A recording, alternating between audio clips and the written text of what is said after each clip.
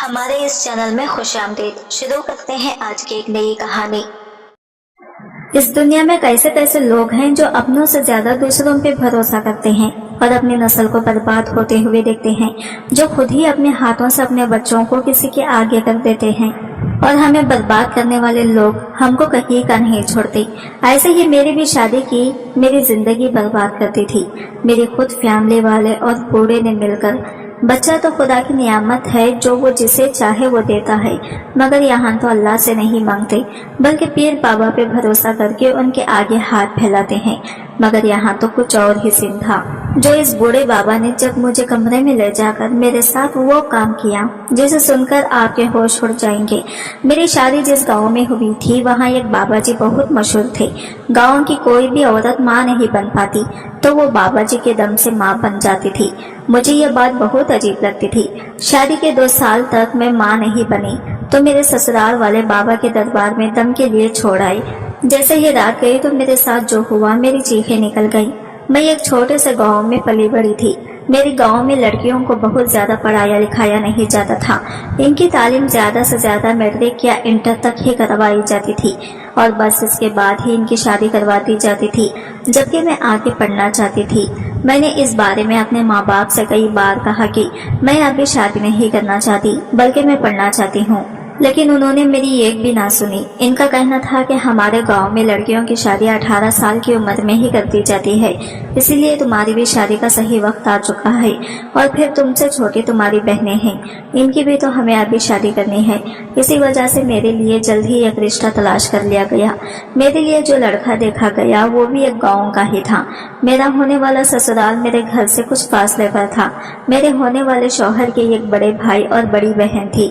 میرے ہونے والے شوہر کے بھائی کی بھی شادی ہو چکی تھی اور ان کی بہن کی بھی، لیکن ان کی بڑی بہن کا انتقال ہو چکا تھا۔ ان کی بڑی بہن کا ایک 2 سال کا بیٹا تھا جو اب اپنے نانا نانی کے ساتھ میں ہی رہ رہا تھا۔ میرے ہونے والے شوہر اچھے خاصے پڑھے لکھے تھے اور شہر میں نوکری کرتے تھے، لیکن وہ شہر میں رہتے نہیں تھے۔ وہ بس صبح کام پر نکل جاتے اور شام کو واپس آ جایا کرتے تھے۔ جلدی ہی میری شادی کی تاریخ طے ہو گئی اور میں رخصت ہو کر اپنے سسرال پہنچ چکی تھی۔ میں نے بھی اس سب کو اپنی قسمت مان لیا تھا اور اپنی شادی میں ہی اپنی خوشیوں کو ڈھونڈنا شروع کر دیا تھا۔ اپنی شادی کو لے کر میں نے نہ جانے کتنے خواب سجا لیے تھے۔ میں اس شادی سے اب بہت خوش تھی کیونکہ میرے شوہر دیکھنے میں بہت ہی خوبصورت تھے، اور سب سے زیادہ مجھے خوشی اس بات کی تھی کہ وہ اتنے پڑھے لکھے تھے اور شہر میں نوکری کرتے تھے، کیونکہ میں بھی ہمیشہ سے ایک پڑھے لکھے انسان سے ہی شادی کرنا چاہتی تھی۔ شادی کے بعد رخصت کروا کر میرے سسرال والے سب سے پہلے مجھے ایک دربار میں لے کر گئے۔ میں یہ دیکھ کر حیران تھی یہ لوگ مجھے کہاں لے آئے، تو میری جیٹھانی نے مجھے بتایا ان کے گاؤں میں یہ جو بابا جی ہیں یہ سالوں سے بہت مشہور ہیں، یہ بہت نیک ہے، یہ جسے بھی دعائیں دے دے اس کا بھلا ہو جاتا ہے۔ سارے گاؤں والے انہیں بہت مانتے ہیں، اسی لیے کوئی بھی نیک کام ان کی دعاؤں کے بنا نہیں ہو سکتا۔ تمہیں بھی یہاں پر ان کی دعاؤں کے لیے ہی لایا گیا ہے، اس کے بعد ہی تمہارا گھر میں استقبال کروایا جائے گا۔ کچھ دیر کے بعد ہی میں اور میرے شوہر ان کے بابا جی کے سامنے بیٹھے ہوئے تھے۔ انہوں نے ہم دونوں کو ہی سر پر ہاتھ پھیر کر ہمیں خوب دعائیں دی۔ اس کے بعد میں اپنے سسرال آ گئی۔ میری شادی شدہ زندگی کی شروعات بہت ہی اچھی ہوئی، لیکن آہستہ آہستہ مجھے یہ سب سمجھ آنے لگا کہ میرے شوہر کم بات کرنے والے لوگوں میں سے ہیں۔ وہ جو بھی بات کہتے ہیں بس مختصر لفظوں میں ہی کہتے ہیں، زیادہ بات کرنا انہیں پسند نہیں تھا، زیادہ تر وہ خاموش رہتے۔ مجھے سمجھ نہیں آتا کہ جب گھر میں سبھی لوگ خوب ہنسنے بولنے والے ہیں تو پھر یہ اتنا کم کیوں بولتے ہیں۔ کئی بار تو مجھے ایسا لگتا ہے کہ شاید جیسے کوئی بات ہے جو انہیں اندر ہی اندر پریشان کر رہی ہے، وہ کسی بات سے بہت زیادہ اداس ہیں۔ اسی لیے میں نے 1-2 بار ہمت کر کے ان سے پوچھا بھی، لیکن انہوں نے میری اس بات کا کوئی جواب ہی نہیں دیا۔ پھر مجھے لگا کہ شاید یا تو یہ میری غلط فہمی ہے یا پھر وہ مجھے اس قابل نہیں سمجھتے کہ مجھ سے اپنے درد کو بانٹ سکے۔ ادھر میری شادی کی ساری رسمیں ہو چکی تھی اور میں نے اپنے سسرال کی ساری ذمہ داریاں نبھانا شروع کر دی تھی۔ میری جیٹھانی سے میری خوب بننے لگی، وہ میری بہت اچھی سہیلی بن گئی۔ جیسا کہ ہم لڑکیوں کو ہمیشہ سے ہی سکھایا جاتا ہے کہ ہمیں اپنے شوہر کے آگے جھک کر رہنا چاہیے، ان کے سامنے بہت زیادہ بولنا نہیں چاہیے، وہاں پر بھی ٹھیک ویسا ہی ماحول تھا۔ میری جیٹھانی جیٹ جی سے ہمیشہ ڈری سہمی سی رہتی تھی اور کم ہی بات کرتی تھی، جبکہ میرے اور میرے شوہر کے بیچ میں یہ چیز الٹی تھی۔ मेरे शौहर मुझसे कम बात किया करते थे और मैं ही इनसे ज्यादा से ज्यादा बातें करने की कोशिश करती थी। गांव में तो अक्सर ऐसा होता है कि लोग हर रोज आपके घर कुछ देर के लिए बातें करने के लिए आ जाया करते हैं। ठीक इसी तरह से मेरी सास की पहचान वाली कई औरतें हर रोज घर पर आया करती थी और इन बातों में मैंने अक्सर सुना कि वो मेरी जेठानी को लेकर इस तरह के सवाल करती रहती थी। अब तो इसकी शादी को 2 साल हो गए हैं, लेकिन अभी तक कोई बच्चा नहीं हुआ है। हमें तो यही लगता है कि इसे भी बाबा जी को दिखाना चाहिए, वरना ये तो हमेशा के लिए बांझपन कर रह जाएगी। मुझे इन लोगों की ये बातें बहुत ही बुरी लगती। मैंने देखा था कि इनकी ऐसी बातों से मेरी जेठानी की आंखों में आंसू आ जाते थे। इनका चेहरा हर वक्त उतरा हुआ ही रहता था। एक अजीब सा डर इनकी आंखों में दिखता था। मैंने इनसे एक दिन पूछ ही लिया कि आखिर ये बाबा जी के पास जाने वाली बात के पीछे क्या मकसद है। तो उन्होंने मुझे बताया कि दरअसल हमारे गांव में जब भी किसी औरत को बच्चे नहीं होते हैं तो जिन बाबा जी के पास तुम्हें शादी के वक्त ले गए थे, इनके पास ही इन औरतों को ले जाया जाता है और फिर तकरीबन 7 दिन के बाद वो पेट से हो जाती हैं। अपनी जेठानी की ये बात सुनकर मुझे इनकी बातों पर जरा सा भी यकीन नहीं हुआ कि भला ऐसा भी कहीं हो सकता है। अगर किसी को बच्चे नहीं हो रहे तो इसे डॉक्टर के पास ले जाना चाहिए। एक बाबा जी के पास ले जाने से वो पेट से कैसे हो सकती है। लेकिन मेरी जेठानी कहने लगी कि आज तक इस गांव में जब भी किसी औरत के साथ ऐसा हुआ और इसे बाबा जी के पास ले जाया गया तो सच में वो कुछ महीनों बाद पेट से हो गई। ये सुनकर मैं भी हैरान थी। फिर वो कहने लगी कि हमारी ननद सिद्रा को भी तो ये बच्चा नहीं हो रहा था, लेकिन जब इसे बाबा जी के दरबार में भेजा गया तो वो भी 1 महीने के बाद पेट से हो गई और तभी तो इसका बेटा इस दुनिया में आया। अपनी ननद के बारे में ये सुनकर मैंने जेठानी से पूछा कि बाबा जी, लेकिन हमारी ननद के साथ ऐसा क्या हुआ था जो वो इस दुनिया को छोड़कर चली गई। इस बात पर मेरी जेठानी की आंखों में आंसू आ गए और वो कहने लगी कि बस एक हादसे की वजह से हमने अपनी हंसती खेलती ननद को हमेशा हमेशा के लिए खो दिया और इसका बेटा बिन माँ का हो गया। इनके मुंह से ये बात सुनकर मैं भी बड़ी हैरान और दुखी हो गई थी। मैंने अपने ससुराल वालों के मुंह से अक्सर सुना था कि मेरी ननद बहुत बातूनी और खुश मिजाज किस्म की इंसान थी। इनके पास अगर कोई भी थोड़ी देर बैठ जाता तो वह हंस हंस कर लोट-पोट होने लगता था। मुझे कभी कभी यही लगता कि जो इंसान इखलाक का इतना अच्छा हो, इसे ही अल्लाह बहुत ही जल्द अपने पास बुला लेता है। मेरी ननद के बेटे का नाम मोहसिन था। इसको देखकर भी मुझे बहुत दुख होता था कि जब ये बड़ा होगा और इसे पता चलेगा कि इसकी माँ तो इस दुनिया में है ही नहीं, तो इस बेचारे पर क्या गुजरेगी। मुझे मोहसिन से भी बहुत लगाव हो गया था। ऐसा लगता था कि जैसे वो मेरा ही बच्चा हो। कुछ दिनों के बाद मेरी सास ने मेरी जेठानी से कहा कि मुझे नहीं लगता कि अब तुम्हें बच्चा होगा, इसलिए अब सही वक्त आ गया है कि तुम्हें बाबा जी के पास ले जाया जाए। इस बात से मेरी जेठानी बहुत परेशान हो गई। उन्होंने मेरी सास से कहा कि माँ जी, मुझे लगता है कि बाबा जी के पास जाने से पहले हमें शहर चलकर एक बार डॉक्टर को दिखाना चाहिए। इस बात पर मेरी सास नाराज होने लगी और गुस्से में जेठानी को आंखें दिखाते हुए कहने लगी कि तुम्हारी हिम्मत कैसे हुई अपने मुंह से डॉक्टर का नाम लेते हुए। जब हमारे गांव में बाबा जी हैं तो हमें तो डॉक्टर की बात अपने मुंह से भी नहीं लानी चाहिए। बाबा जी की दुआओं और दम दरूद में इतनी ताकत है कि आज तक इस गाँव की किसी भी औरत को डॉक्टर का मुँह नहीं देखना पड़ा और तुम हो कि डॉक्टर के पास जाने की बात कर रही हो। आज तुमने ये बात कह दी, लेकिन आज के बाद ये बात अपने मुंह से भी मत निकालना। अगर गांव में किसी को भी पता चल गया कि तुमने इस तरह से कहा है तो ना जाने क्या होगा। और गलती से भी अगर ये बात बाबा जी के पास पहुंच गई तो शायद हमें इनकी नाराजगी को झेलना पड़े। इस बात पर मेरी जेठानी का मुंह उतर गया और वो खामोश हो गई। मैं ये सब वहीं पर खड़े होकर सुन रही थी। मुझे तो जेठानी की बात में कोई भी बुराई नजर नहीं आई थी, इसीलिए मुझसे रहा नहीं गया और मैंने अपने सास से कहा कि लेकिन माँ जी, अगर डॉक्टर के पास हम एक बार चलकर बाजी को दिखा लेते तो इसमें बुराई क्या थी। इस पर मेरी सास मुझ पर भड़कने लगी, कहने लगी अभी जो मैंने तुम्हारी जेठानी से कहा वो क्या तुम्हारे कानों को सुनाई नहीं दिया, जो मुझे तुम्हें अलग से समझाना पड़ेगा। मुझे लगता है कि तुम दोनों का दिमाग कुछ ज्यादा ही खराब हो गया है। आने दो मेरे बेटों को, तुम दोनों की अच्छी खबर इनसे लेने को कहती हूँ। ये बात सुनकर मेरी जेठानी और भी ज्यादा घबरा गई। सास के जाते ही वो मुझसे कहने लगी, किरण तुम्हें बीच में बोलने की क्या जरूरत थी, बिना बात अब छोटी सी बात का बतंगड़ बन जाएगा। मैंने कहा कि अब डर क्यों रही है, ये भी कोई बात हुई। हम किसी बात को हिम्मत करके कह भी नहीं सकते। खानदान को बच्चा भी हम ही देंगे और हमारी ही रजामंदी भी नहीं पूछी जाएगी कि हम अपना इलाज कहाँ करवाना चाहते हैं और कहाँ नहीं। इस बात पर मेरी जेठानी कहने लगी कि देखो, तुम अभी इस घर में नई आई हो, तुम्हें नहीं पता कि यहाँ पर क्या कैसे होता है, बस इसीलिए तुम ये कह रही हो। तुम्हें नहीं पता तुम्हारे जेठ जी अब मुझ पर बहुत ज्यादा गुस्सा करेंगे। मैंने कहा कि लेकिन आप भी तो बाबा जी के पास नहीं जाना चाहती। तो वो कहने लगी कि हाँ, जाना तो मैं नहीं चाहती हूँ, लेकिन अब मैं क्या करूँ, मेरी भी मजबूरी है। यह तो मेरा इनके शौहर भी मेरी कोई बात नहीं सुनते। हमारी सास इनसे जो भी कहती हैं वो बस इसे ही चुपचाप मान लेती हैं। मुझे बाबा जी के दरबार में जाने से बहुत ज्यादा डर लगता है, क्योंकि अभी तक मैंने यही देखा है कि जो भी औरतें या लड़कियां बाबा जी के दरबार में गई हैं, वो भले ही माँ बन गई हैं, लेकिन वो देखने से मुझे ठीक नहीं लगती। इनमें पहले से बहुत ज्यादा तब्दीली आ चुकी होती है।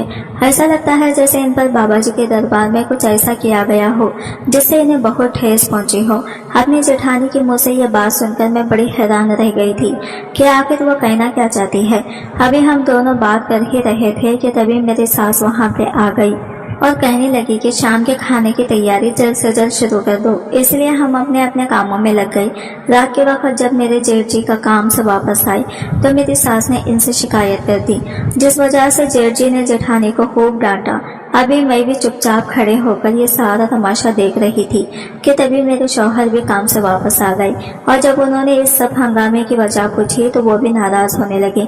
इनका कहना था कि जब भाभी इस दरबार में नहीं जाना चाहती हैं तो आप लोग इन्हें वहाँ क्यों लेकर जाना चाहते हैं। आप लोगों की अकल क्या घास चरने चली गई है। देखा नहीं सितरा को बाबा के दरबार में भेजने के बाद क्या हुआ था। आप लोग क्या वही सब भाभी के साथ भी दोहराना चाहते हैं। इस पर मेरी सास बुरी तरह से मेरे शौहर पर भड़कने लगी और कहा कि खबरदार, जो तूने ये भी उल्टी बात अपने मुंह से निकाली। तुझे 1000 बार समझाया कि सिद्रा के साथ जो कुछ भी हुआ वो सिर्फ एक हादसा था, इसमें बाबा जी का कोई भी हाथ नहीं था। बाबा जी की दुआओं की वजह से ही तो आज सिद्रा का बेटा मोहसिन हमारे पास है। अगर बाबा जी की दुआएं ना होती तो आज हमारे पास मोहसिन भी ना होता। लेकिन यह बात एक बार भी तेरी अकल में नहीं घुसती और मुझे अब एक भी नहीं सुनती। मैं कल ही बड़ी बहू को बाबा जी के दरबार में लेकर जाऊंगी। इतना कहते हुए मेरी सास ने अपना फैसला सुना दिया और मेरे शौहर खामोश होकर चुपचाप अंदर कमरे में आ गए। खाना खाने के बाद जब हम लोग सोने के लिए लेटे तो मैंने अपने शौहर से कहा कि आप सिद्रा बाजी को लेकर बाहर क्या कह रहे थे। इन्हें बाबा जी के दरबार में भेजा गया और इसीलिए इनके साथ वो सब हुआ। आखिर बात क्या है। इस पर मेरे शौहर कहने लगे कि मैं इस मौजू पर कोई बात नहीं करना चाहता। वैसे ही आज मेरा मूड बहुत ज्यादा खराब हो चुका है, इसीलिए फिलहाल मुझे कोई बात नहीं करनी। इतना कहकर वो चुपचाप लेटकर सो गई और मेरे दिमाग में इधर ढेर सारे सवाल छूट गए थे। मेरे शौहर का अक्सर यही तो अमल होता कि इनसे जब भी किसी भी चीज को लेकर बात करो तो वो इसका कोई भी ठीक से जवाब ही नहीं देते थे। मुझे समझ नहीं आता था कि आखिर वो इस तरह का बर्ताव क्यों करते हैं। अगले दिन ही मेरी सास मेरी जेठानी को लेकर बाबा जी के दरबार में चली गई और शाम को जब वो वापस लौट कर आई तो मेरी जेठानी मेरे सास के साथ में नहीं थी। मैंने जब इनसे पूछा तो उन्होंने बताया कि अब जेठानी जी बाबा जी के दरबार में 7 दिनों तक रहेगी और इसके बाद ही घर लौट कर आएगी। जैसे तैसे महज 7 दिन भी गुजर गए और मेरी जेठानी वापस लौट आई।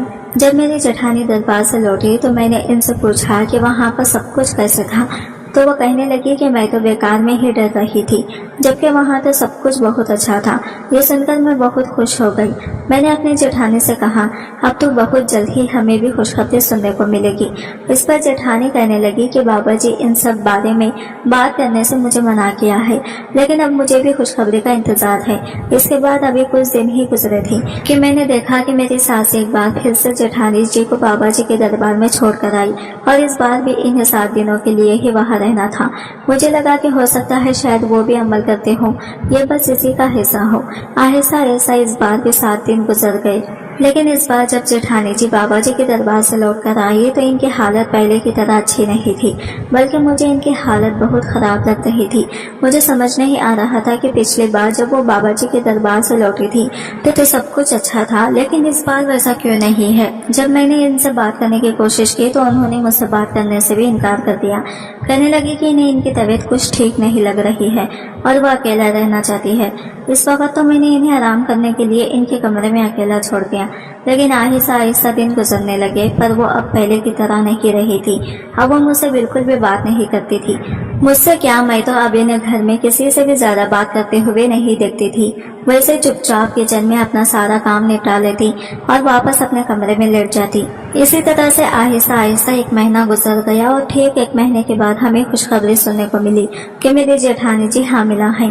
पूरे घर में खुशी का माहौल था, मैं भी बहुत खुश थी, लेकिन जेठानी जी के चेहरे पर मुझे कोई भी खुश नजर नहीं आ रही थी।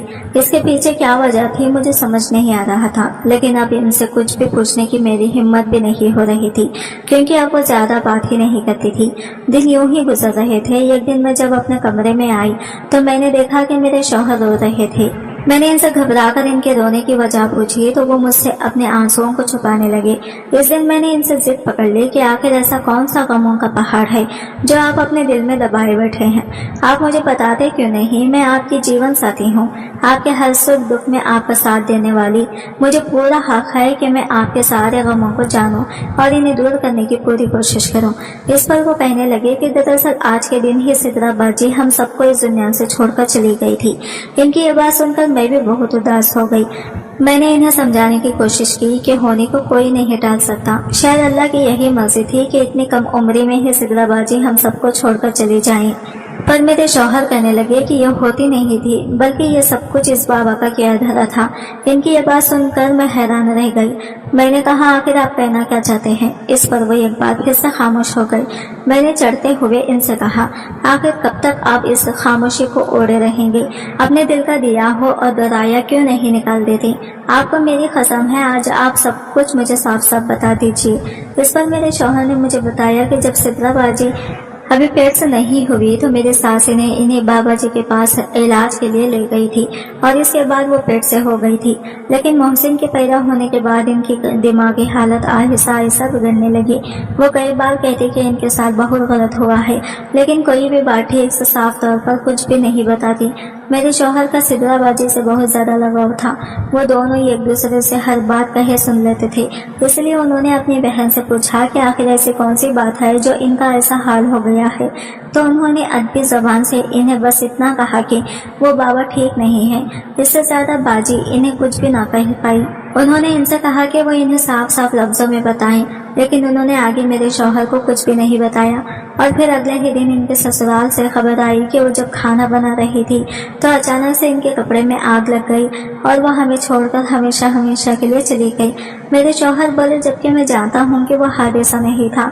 बाजी की हालत इस वक्त इतनी खराब थी कि मुझे पहले से ही किसी अनहोनी का अंदेशा हो रहा था और आखिर में वही सब हुआ। इतना कहकर मेरे शौहर एक बार फिर से रोने लगे। मैंने कहा कि लेकिन हम अभी भी मुकम्मल तौर पर नहीं कह सकते कि बाबा जी ने ये सब कुछ किया हुआ हो। इस पर मेरे शौहर कहने लगे कि बात तो यही है कि मेरे पास कोई सबूत नहीं है। मेरा बस चले तो मैं अभी के अभी इस बाबा को पुलिस के हवाले कर दूं, जिसकी वजह से मेरी बहन मुझे छोड़कर चली गई। लेकिन मैं इस सब में कुछ भी नहीं कह पाया। बस यही बात मुझे अंदर ही अंदर खाई जाती है और मैं मन ही मन में बहुत दुखी रहता हूँ। मैंने अपने शौहर से कहा कि अगर बाजी के साथ कुछ भी गलत हुआ होता तो अभी भाभी भी तो बाबा जी के दरबार में रहकर आई हैं, तो वो जरूर कुछ ना कुछ हमें बताएं। इसी पर मेरे शौहर कहने लगे कि बस यही सब बातों से तो अब मैं बहुत ज्यादा उलझन में पड़ गया हूँ कि आखिर क्या सच है और क्या झूठ, और मेरी बहन मुझे आखिर क्या कहना चाहती थी, जबकि भाभी तो वहाँ से लौटने के बाद ऐसा कुछ भी नहीं बता रही है जैसा सिद्रा बाजी ने कहा था। मैंने इनसे कहा कि हो सकता है कि सिद्रा बाजी कहना कुछ और चाह रही हो और आपने समझा कुछ और को। इस पर मेरे शौहर कहने लगे कि शायद तुम ठीक कह रही हो, शायद मैं ही समझने में गलती कर बैठा और इतने टाइम से यही सोचता रहा कि वो बाबा गलत है। मैंने इनसे कहा कि देखिए जो हो गया सो हो गया, अब आगे का सोचिए, हमें मोहसिन की परवरिश को लेकर सोचना चाहिए। इस पर मेरे शौहर ने खुश होकर कहा कि तुम ठीक कह रही हो। इस बात के बाद वक्त बंद लगाकर कब उड़ गई हमें खुद पता ही नहीं चला। और मेरी शादी को 2 साल गुजर गए और इधर भाभी की भी एक प्यारी सी बेटी हो गई थी जो 1 साल की हो चुकी थी। लेकिन भाभी अब पहले की तरह नहीं रही थी, वो अब बहुत ही ज्यादा खामोश रहती थी। यहाँ तक कि सबसे अजीब बातें मुझे ये लगती थी कि वो अपनी बेटी से भी कुछ खास मतलब नहीं रखती थी। मैं यही सोचती थी कि कोई माँ आखिर अपने बच्चे के साथ इस तरह कैसे कर सकती है। इधर 2 साल गुजर गए और मुझे भी बच्चे नहीं हुए तो मेरे ऊपर भी लोग उंगलियां उठाने लगे थे और मेरे लिए भी यही कहा जाने लगा था कि मुझे दरबार वाले बाबा जी के पास लेकर जाना चाहिए। ये सारी बातें जब मैंने सुनी तो मैं बुरी तरह से घबरा गई कि ना जाने वहाँ पर क्या होगा, लेकिन माँ तो मैं भी बनना चाहती थी। बस इसी वजह से दिल मार कर मैं अपने सास के साथ बाबा जी के दरबार में पहुँच चुकी थी। जब मैं वहाँ पहुँची तो जिस जगह बाबा जी बैठे हुए थे वहाँ पर खूब सारी अगरबत्तियाँ और धूप जल रहे थे और सभी लोग बहुत ही खामोशी से बैठे हुए थे। इसके बाद बाबा जी ने मुझे दुआएं देकर अपने दरबार की एक कोठरी में भेज दिया। मुझे इस कोठरी में 7 दिनों तक रहना था। इस कोठरी में हमें रहने के लिए सारी ज़रूरत की चीज़ें भी दी गई थी और खाना पीना भी हमें इसी कोठरी में दिया जाया करता था। मेरा पहला दिन ही जैसे तैसे गुजरा, लेकिन जब रात हुई तो मुझे अजीब से घबराहट होने लगी। मैं डर रही थी कि ना जाने यहाँ कहीं मेरे साथ कुछ गलत ना हो जाए। अभी मैं बैठकर यही सब सोच रही थी कि तभी अचानक से मेरी कोठरी का दरवाज़ा खुला, जिससे पूरी तरह से डर गई और एक बड़ा सा साया मेरे कमरे की तरफ आगे बढ़ता हुआ नजर आया। मेरे हाथ पैर बुरी तरह से कांपने लगे थे। डर की वजह से मैंने अपनी आंखों जोर से बंद कर ली कि कभी किसी ने मेरे कंधे पर हाथ रखा, जिससे मेरी चीख निकल गई और मैं एक झटके से दूर भागकर खड़ी हुई। लेकिन जब मैंने पीछे पलटकर देखा, सामने खड़ा हुआ शख्स और कोई नहीं बल्कि मेरा शौहर ही था। इन्हें देखकर तो मैं खुशी से फूले ही नहीं समाई। फिर वो मुझसे कहने लगे कि बाबा जी ने हुक्म दिया है कि मुझे यहाँ पर 7 दिनों तक हर रात तुम्हारे साथ यही रहना है। ये सुनकर तो मैं बहुत ही ज्यादा खुश हो गई थी। अब मुझे पूरा यकीन हो गया था कि अब तक मैं जो भी बाबा जी को लेकर सोच रही थी वो सब गलत था। 7 दिन कब और कैसे गुजर गए मुझे खुद ही नहीं पता चला। मैं बहुत ज्यादा खुश थी। मेरा बाबा जी पर अब यकीन पुख्ता होने लगा था। इधर मैं वापस अपने ससुराल लौट आई थी। मैंने सभी से बाबा जी की बहुत तारीफ की और फिर किस दिनों के बाद ही मुझे फिर से मेरी सास बाबा जी के दरबार में छोड़ आई। इस बार मैं पहले की तरह डरी सहमी नहीं थी, बल्कि बहुत खुश थी। अब वो मेरे अंदर का सारा डर निकल चुका था। दोबारा दरबार जाने के पहले दिन जब रात हुई तो मैं बेसब्री से अपने शौहर के आने का इंतजार करने लगी। मुझे लग रहा था कि मेरे शौहर आज भी आ जाएंगे, लेकिन तकरीबन आधी रात हो गई, लेकिन वो नहीं आए। इसी वजह से मैं थोड़ा सा परेशान हो गई। फिर इसी परेशानी की वजह से मैं सो भी नहीं पा रही थी। मुझे हसीबत प्यास लगी तो मैं मटके से पानी लेने के लिए उठकर गई। तभी मेरी नजर खिड़की से बाहर एक शख्स पर पड़ी, जिस पर मुझे थोड़ा सा शक हुआ। मैं खिड़की के पास गई, ध्यान से देखा तो सामने वाला शख्स और कोई नहीं बाबा जी ही थे। वो सामने वाली बनी कोठरी में अंदर जा रहे थे।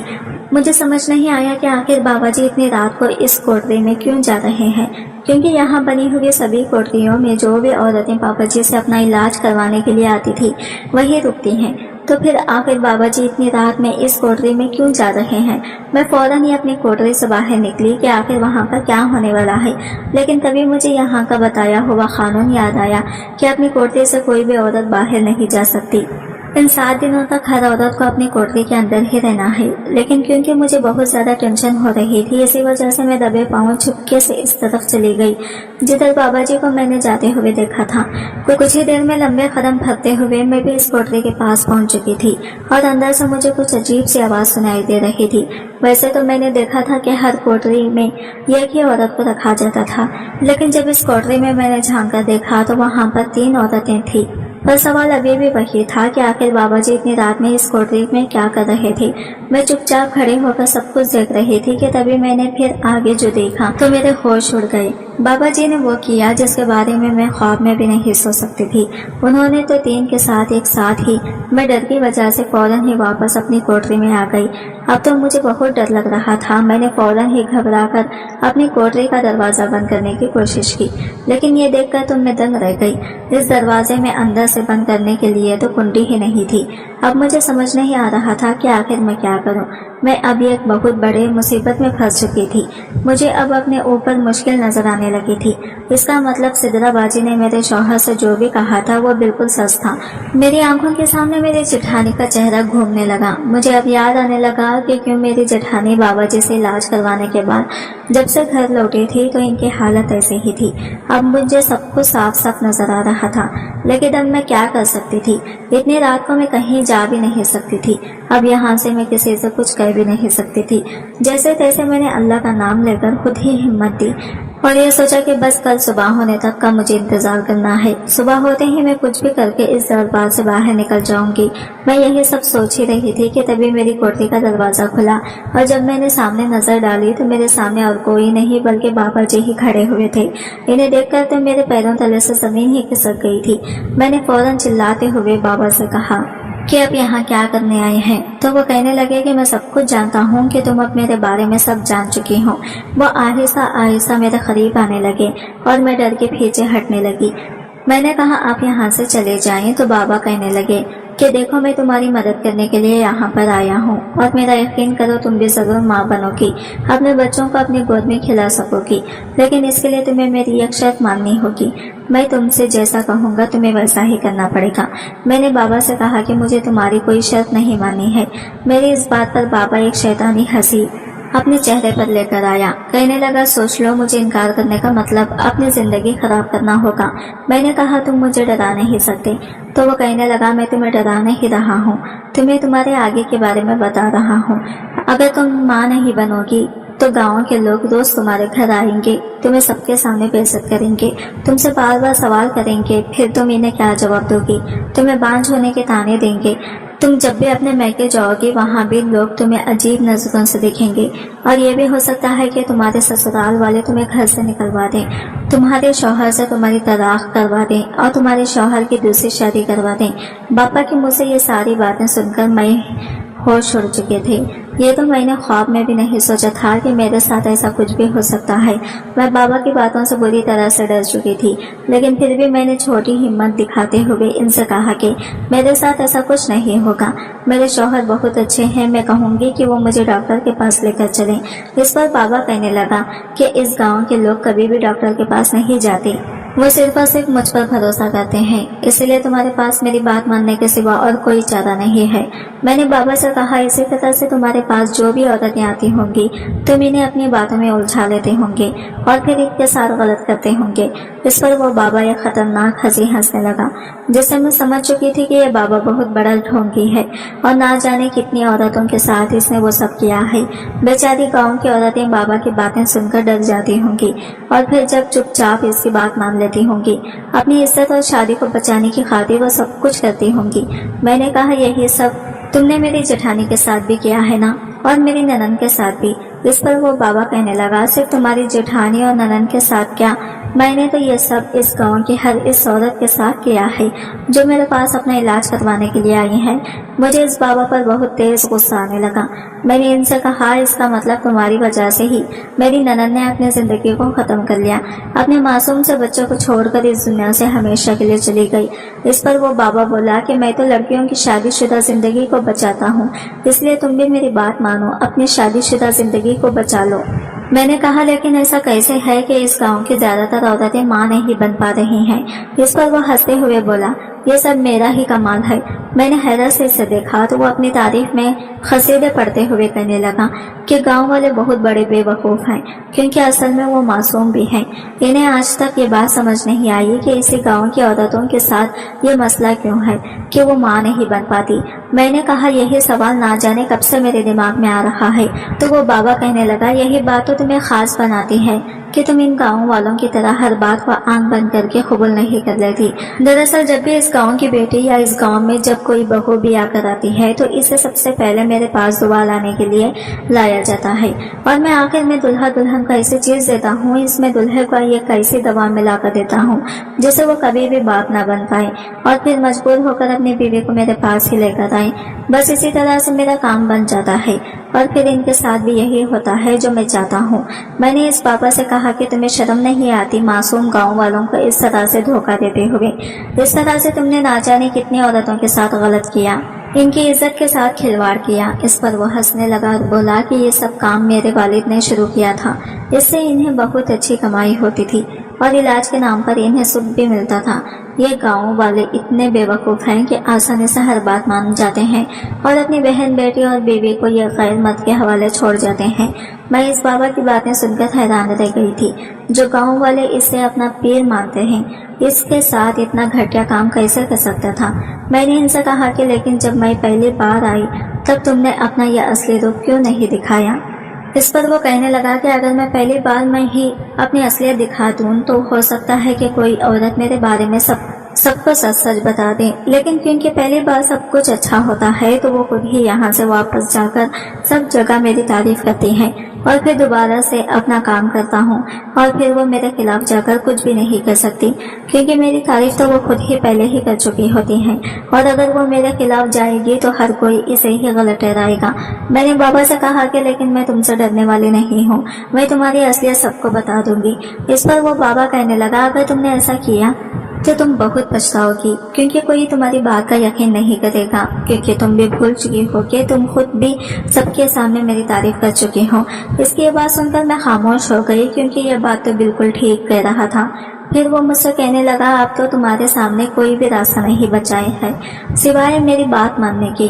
میں نے کہا یہ تو تم نے سچ کہا، اور اسی لیے میں نے ہار مان لی اور چپ چاپ بابا کے پاس چلی گئی۔ یہ دیکھ کر وہ بابا بہت خوش ہو گیا کہ میں نے اس کی شرط کو مان لیا ہے۔ تبھی کسی نے بابا کے کندھے پر پیچھے سے ہاتھ رکھا اور جب بابا نے پلٹ کر دیکھا تو اس کے ہوش اڑ چکے تھے۔ پیچھے میرا شوہر کھڑا ہوا تھا۔ یہ سب دیکھ کر بابا جی کو کچھ بھی سمجھ نہیں آیا۔ تبھی اچانک سے گاؤں کے سبھی لوگ اس کوٹری میں آ چکے تھے۔ بابا کو تو کچھ بھی سمجھ نہیں آ رہا تھا کہ اچانک اس کے ساتھ یہ سب کیا ہو گیا۔ گاؤں والے فوراً ہی اس بابا کو وہاں سے پکڑ کر گاؤں کے چوک پر لے گئے اور آدھی رات کو ہی سارے گاؤں والوں کی اکٹھا کیا گیا۔ بابا ابھی بھی کچھ بھی سمجھ نہیں پا رہا تھا کہ اس کے ساتھ اچانک سے یہ سب کیا ہو گیا۔ گاؤں والے اس کے دربار میں کیسے پہنچ گئے؟ اس پر میں نے بابا کو بتایا کہ دراصل میرے شوہر نے اپنی بہن کے بارے میں جب مجھے سب کچھ بتایا تھا، میرے دل میں تبھی سے شک پیدا ہونے لگا تھا اور میرے دل میں یہ سوال بھی آ چکا تھا کہ آخر اسی گاؤں کی عورتوں کے ساتھ ایسا کیوں ہو رہا ہے کہ وہ ماں نہیں بن پا رہی ہیں، جبکہ باقی گاؤں کی عورتوں کے ساتھ تو ایسا نہیں ہوتا۔ میں نے اپنے شوہر سے اس بارے میں کہا تو انہیں میری بات میں دم لگا، اور پھر بھابھی بھی جب تمہارے پاس سے واپس گھر لوٹی ان کی بھی حالت مجھے دیکھنے میں کچھ ٹھیک نہیں لگ رہی تھی۔ مجھے اپنے شوہر کا دکھ دیکھا نہیں جا رہا تھا اور میں نے ان سے وعدہ کیا کہ آپ کو اور آپ کی بہن کو اس گاؤں کی ہر عورت کو میں انصاف دلا کر رہوں گی۔ اگر وہ بابا سچ میں غلط ہے تو اور پھر ادھر میری ساس تو پہلے سے ہی کہہ رہی تھی کہ وہ مجھے تمہارے دربار میں لے کر جائیں گی، اس لیے میں نے چپ چاپ ان کی بات مان لی اور میں نے بھی کوئی اعتراض نہیں کیا۔ اس گاؤں میں سب سے زیادہ پڑھے لکھے میرے ہی شوہر تھے، اور جب انہوں نے گاؤں کے سرپنچوں سے اس بارے میں بات کی تو پہلے تو انہوں نے میرے شوہر کو خوب کھری کھری سنا دی، لیکن ان کے گھر کی جو عورت تھی انہوں نے صاف طور سے نہ سہی پر دبی زبان سے اپنے گھر کے آدمیوں سے کہا کہ وہ میرے شوہر کا ساتھ دیں اور جو سچ ہے اسے باہر لے کر آئیں۔ اس پر گاؤں کے سرپنچوں کو نہ چاہتے ہوئے بھی میرے شوہر کا ساتھ دینا پڑا، اور میں نے بھی اسی طرح سے دکھایا کہ میں تم پر پورا بھروسہ کر رہی ہوں اور تم سے ڈر رہی ہوں۔ تم نے جب اپنے بارے میں مجھے سب کچھ سچ سچ بتایا، اس وقت گاؤں کے سرپنچ اور میرے شوہر اور سبھی لوگ پہلے سے ہی کھوٹری کے باہر موجود تھے، اور جب انہوں نے سب کچھ اپنی آنکھوں سے دیکھا، کانوں سے سنا، تب انہیں پورا یقین ہو گیا کہ میرے شوہر ان سے جو بھی کہہ رہے تھے وہ سب سچ تھا۔ میں نے اس بابا سے کہا کہ تم نے خود ہی اپنے دربار میں اپنا بانڈا پھوڑ لیا۔ اس کے بعد گاؤں والوں نے پولیس کو بلوا کر اس بابا کو پکڑوا دیا، اور اس کے دربار میں بھی لوگ اس کے اس کالے کارنامے میں ساتھ دیتے تھے۔ ان سب کو بھی پولیس پکڑ کر اپنے ساتھ لے گئی۔ سارے گاؤں والوں نے میرے شوہر اور مجھے دل سے شکریہ کہا۔ گاؤں کی مکھیا نے مجھ سے کہا کہ بیٹی تم نے ہمارے گاؤں کو ایک بہت بڑی مشکل سے آزادی دلوائی ہے، اس لیے ہم تمہیں انعام دینا چاہتے ہیں، بتاؤ تمہیں انعام میں کیا چاہیے۔ میں نے گاؤں کی مکھیا سے کہا کہ مجھے اگر آپ کوئی انعام دینا ہی چاہتے ہیں تو اس گاؤں کی ہر لڑکی کو پڑھنے سے آپ سے نہ روکا جائے، کیونکہ اگر آج میں نے آپ کو اور اس گاؤں کو اس مشکل سے نجات دلائی ہے تو اس کی سب سے بڑی وجہ تعلیم ہی ہے۔ اگر میں پڑھی لکھی نہ ہوتی اور میرے شوہر بھی اتنے پڑھے لکھے نہ ہوتے تو جو بات ہم نے سوچی اور جس طریقے سے ہم نے اس بابا کا بھانڈا پھوڑا تو شاید ہمیں بھی کبھی بھی نہیں سوچتا، اور جیسے اتنے سالوں سے اب تک سبھی لوگ آنکھیں بند کر کے اس بابا پر یقین کرتے رہے، ہم بھی یہی کرتے رہتے۔ تعلیم میں بہت طاقت ہوتی ہے، یہ ہمیں سوچنے سمجھنے کی طاقت دیتی ہے۔ جب ہمارے گاؤں کی عورتیں پڑھی لکھی ہوں گی تو ہمارا گاؤں اور بھی زیادہ ترقی کرے گا۔ میری بات سن کر سبھی گاؤں کی عورتیں اور سبھی لوگ بہت خوش ہو گئے۔ انہوں نے خوب تالیاں بجائی، اور اسی دن گاؤں کی مکھیا نے اعلان کیا کہ اب سے اس گاؤں کی کسی بھی لڑکی کو تعلیم حاصل کرنے سے نہیں روکا جائے گا۔ جب تک پڑھنا چاہے تب تک انہیں پڑھنے دیا جائے گا، اور اس گاؤں میں جو بھی بہو آئے گی وہ پڑھی لکھی ہی آئے گی۔ ساتھ ہی ساتھ گاؤں میں ایک انٹر کالج بھی کھلوایا جائے گا تاکہ گاؤں کی سبھی لڑکیوں کو انٹر کی تعلیم کے لیے دور کالج میں نہ جانا پڑے۔ مکھیا جی کے فیصلے سے میں بہت زیادہ خوش تھی۔ میرے سسرال والوں کو یہاں تک کہ سبھی گاؤں والوں کو مجھ پر اور میرے شوہر پر بہت فخر تھا۔ گھر لوٹنے کے بعد میں نے اپنے شوہر سے کہا کہ اب تو آپ خوش ہیں، اب تو آپ کے دل میں کوئی بھی دکھ نہیں ہے۔ اس پر میرے شوہر نے کہا کہ سچ میں تمہاری جیسے جیون ساتھی پا کر میں بہت فخر محسوس کر رہا ہوں۔ تم نے نہ صرف میری بہن کو انصاف دلایا بلکہ گاؤں کی ہر عورت کو انصاف دلایا ہے۔ اس کے بعد میں نے اپنا اور اپنے شوہر کا شہر کے سب سے اچھے ڈاکٹر سے علاج کروایا اور 1 سال کے بعد میں بھی ایک پیارے سے بچے کی ماں بن گئی۔ لیکن سدرا باجی کے بیٹے کو میں آج بھی اپنے بچے کے جیسا ہی پیار کرتی ہوں۔ دوستوں، ہمیں کبھی بھی کسی پر اندھا بھروسہ نہیں کرنا چاہیے اور خاص طور پر ایسے لوگوں سے بچ کر رہنا چاہیے، چاہے لڑکا ہو یا لڑکی۔ تعلیم دونوں کے لیے ہی بہت ضروری ہے، اس لیے تعلیم کے لیے کبھی بھی انکار نہ کریں، کیونکہ اسے حاصل کرنے کے بعد کوئی بھی ہمارا فائدہ نہیں اٹھا سکتا۔